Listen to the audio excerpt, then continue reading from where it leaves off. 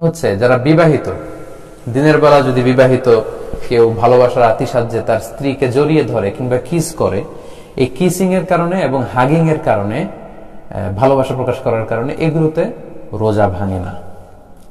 কিন্তু আমরা সাজেস্ট করব যে এই জাতীয় কাজে যাতে আমরা দিনের বেলা জড়িয়ে না পড়ি। কারণ আপনি যদি আপনার বিবাহিত স্ত্রীকে জড়িয়ে ধরেন বা কিস করেন, এতে হয়তো আপনি সেক্সুয়ালি আরো এক্সাইটেড হয়ে যেতে পারেন।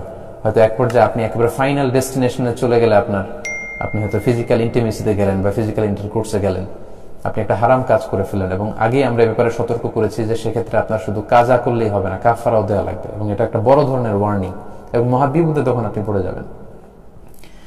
এজন্য আমরা সাজেস্ট করি যে দিনের বেলায় এই জাতীয় কাজ যেন আমরা না করি। তারপরেও কেউ যদি ভালোবাসার আতিশায্যে দিনের বেলায় আপনার স্ত্রীকে যদি আপনি জড়িয়ে ধরেন বা চুমু খান, এতে কিন্তু আপনার রোজা ইনশাআল্লাহ ভাঙবে না।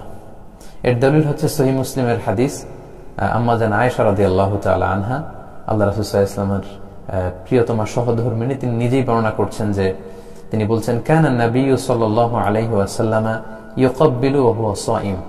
আল্লাহ রাসূল সাল্লাল্লাহু আলাইহি ওয়াসাল্লাম রমাদান মাসে দিনের বেলায় আমাকে চুমু দিতেন, ওয়া ইউবাশিরু ওয়া হুয়া সাঈম, এবং তিনি আমাকে জড়িয়ে ধরতেন, আগলে রাখতেন রোজা রাখা অবস্থায়।